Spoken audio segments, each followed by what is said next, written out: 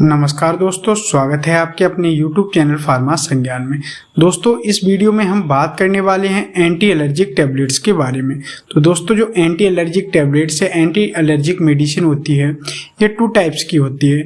एक होती है स्टेरॉइड एंटी एलर्जिक टैबलेट्स या मेडिसिन, दूसरी होती है non steroid anti allergic medicine.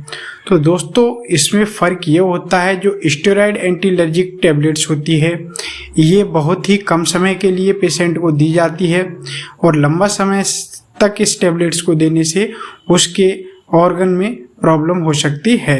मतलब उसकी किडनी, लीवर या फिर इंटेस्टाइन, इनमें कोई भी इन्फेक्शन हो सकता है, इनमें कोई भी प्रॉब्लम हो सकती है। और जो नॉन स्टेरॉइड एंटी हिस्टामिन या एंटी एलर्जिक टैबलेट्स होती हैं, इनको डॉक्टर के द्वारा पेशेंट को काफ़ी लंबे समय तक रेगुलर लेने के लिए की सलाह दी जाती है। तो दोस्तों, इसी के साथ हम बात करेंगे इस वीडियो में उन सभी anti allergic non steroid tablets के बारे में। क्या उनकी डोज रहती है, कितने दिन तक दी जाती हैं। तो दोस्तों, इन सब की डिटेल में जानकारी के लिए वीडियो को बिना स्किप किए हुए पूरा देखें। सबसे पहले हम बात कर लेते हैं कि किस टाइप्स की कौन कौन सी एलर्जी में जो एंटी एलर्जिक टैबलेट्स का यूज किया जाता है। सबसे पहले है पित्ती, आर्टिकेरिया। जैसा कि आप स्क्रीन पे देख पा रहे हो, अगर इस प्रकार की प्रॉब्लम है तो उस दौरान इस टैबलेट्स का यूज किया जाता है।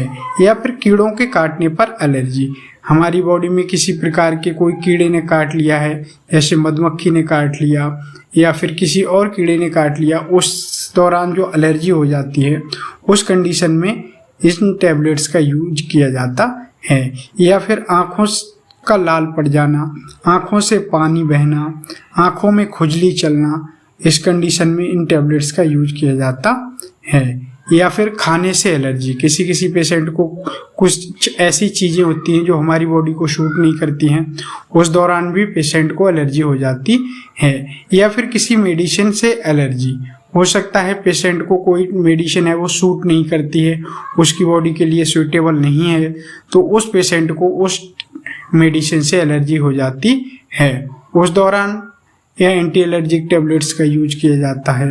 या फिर डस्ट से एलर्जी, पेशेंट को धूल मिट्टी से एलर्जी हो जाती है, उस दौरान इन टैबलेट्स का यूज किया जाता है। या फिर जानवरों से एलर्जी, कुछ पेशेंट ऐसे होते हैं जिनको किसी जानवर के संपर्क में जाने से बहुत ज़्यादा छींकें आने लगती हैं, उनकी आंखें लाल हो जाती हैं, नाक से पानी बहने लगता है, इस प्रकार की एलर्जी देखी गई है। दोस्तों, ऑल ओवर बात करें तो ये किसी भी प्रकार की एलर्जी हो, उस दौरान इन टैबलेट्स का यूज किया जाता है। दोस्तों, सबसे पहले अगर हम बात करें तो सबसे हमारी फर्स्ट टैबलेट्स है वो है ओकासेट टैबलेट्स। ओकासेट जो कि एक ब्रांड नेम है, मार्केट में आपको बहुत सारे पॉपुलर ब्रांड नेम के से ये टैबलेट मिल जाएगी। उनमें से ही एक ब्रांड नेम है ओकासेट। ओकासेट, अगर इसकी ड्रग कंपोजिशन की बात करें तो इसमें सेट्रिजिन ड्रग पाया जाता है। सेट्रिजिन जो कि एक एंटी एलर्जिक ड्रग है। अगर इसकी डोज की बात करें तो 10 mg की टैबलेट जो होती है वो एक टैबलेट दिन में 2 से 3 बार एक एडल्ट पर्सन को दे सकते हैं। अगर बच्चों की बात करें तो जिस बच्चे की एज 2 से 5 वर्ष है उसको 2.5 से 5 mg, मतलब 2.5 से 5 mg तक दिन में दे सकते हैं। और अगर बच्चे की एज 6 से 12 वर्ष है तो 5 से 10 mg डेली उस बच्चे को दे सकते हैं। और 2 वर्ष से कम एज के बच्चे को सेट्राजिन टैबलेट्स नहीं देना चाहिए। अब दूसरी जो टैबलेट्स है वो है लिवोसेट टैबलेट्स।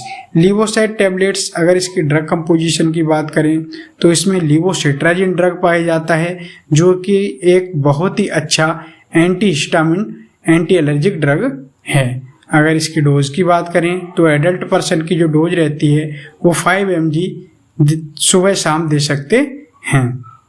और 3 वर्ष से बड़े बच्चों में 5 mg दिन में एक बार। अगली जो टैबलेट्स है वो है लोराटिन टैबलेट्स। लोराटिन टैबलेट्स जिसमें लोराटिडिन ड्रग पाया जाता है। अगर इसकी डोज की बात करें तो 10 mg एक एडल्ट व्यक्ति की जो डोज रहती है वो 10 mg दिन में एक बार या 2 बार पेशेंट को दे सकते हैं।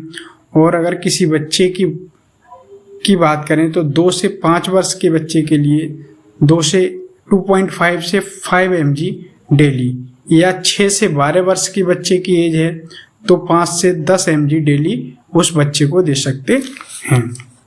दोस्तों इसी के साथ हमारी जो अगली टैबलेट्स है वो है एलेग्रा टैबलेट्स। एलेग्रा एक बहुत ही पॉपुलर ब्रांड नेम है। अगर इसकी ड्रग कंपोजिशन की बात करें तो इसमें फेक्सोफेनाडिन ड्रग पाया जाता है जो कि एक बहुत ही अच्छा एंटी एलर्जिक ड्रग है। अगर इसकी डोज की बात करें तो एडल्ट व्यक्ति की जो डोज रहती है वो 120 mg की टैबलेट्स दिन में एक बार देनी होती है। और ये फेक्सोफेनाडाइन जो ड्रग है वो 12 वर्ष से कम एज के बच्चों को नहीं दिया जाता है। इस टैबलेट्स का यूज 12 वर्ष से अधिक एज के बच्चों में ही किया जाता है। अगली जो टैबलेट्स है वो है अटेरेक्स टैबलेट्स। अटेरेक्स टैबलेट्स एक बहुत ही अच्छी एंटी एलर्जिक टैबलेट्स है। अगर इसकी ड्रग कंपोजिशन की बात करें तो इसमें हाइड्रोक्सीजन हाइड्रोक्लोराइड ड्रग पाया जाता है। हाइड्रोक्सीजन हाइड्रोक्लोराइड एक बहुत ही अच्छा एंटी एलर्जिक ड्रग है। अगर इसकी ड्रग डोज की बात करें तो जो 25 mg की टैबलेट्स हैं एक एडल्ट पर्सन को 2 से 3 बार दे सकते हैं, या फिर 6 से 12 वर्ष के बच्चे की एज है तो 25 mg की टैबलेट 2 बार दिन में दे सकते हैं।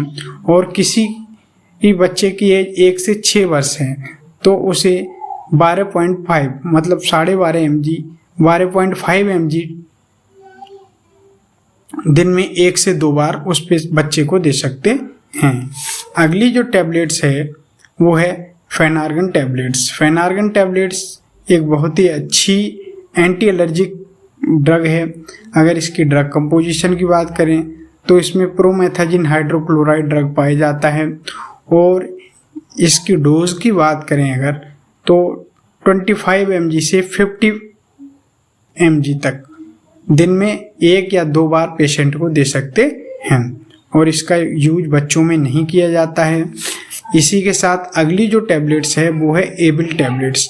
दोस्तों एबिल टैबलेट्स एक बहुत ही पॉपुलर ब्रांड नेम है जो मोस्टली ज़्यादातर पर्सन को पता होता है। ज़्यादातर लोगों में पता है कि एबल एक बहुत ही अच्छी एंटी एलर्जिक टैबलेट्स है। अगर इसकी ड्रग कंपोजिशन की बात करें तो इसमें फेनरामाइन मैलेट ड्रग पाया जाता है। जो फेनरामाइन मैलेट होता है ये बहुत ही अच्छा एंटी एलर्जिक ड्रग है। अगर इसकी ड्रग कंपोजिशन डोज की बात करें तो इसकी जो एडल्ट पर्सन की डोज होती है वो 25 mg दिन में 2 से 3 बार दे सकते हैं। और अगर बच्चे की एज 6 से 12 वर्ष है तो 15 से 20 mg दिन में 2 बार। और जिस बच्चे की एज 1 से 5 वर्ष के बीच में है तो उसे 10 से 15 mg दिन में 2 बार दे सकते हैं। और अगर बच्चे की एज 6 माह से 1 वर्ष के बीच में है तो उसे 2.5 mg से 5 mg मतलब 2.5 mg से 5 mg तक दिन में 2 बार दे सकते हैं। दोस्तों ये थी कुछ non steroid anti histamine drug के बारे में जानकारी। अगर जानकारी अच्छी लगी हो तो अपने YouTube चैनल फार्मा संज्ञान को सब्सक्राइब करें और बेल आइकन को प्रेस करें जिससे कि आपके पास नए नए वीडियो के नोटिफिकेशन आते रहें और आपको नई नई मेडिसिन के बारे में जानकारी मिलती रहे।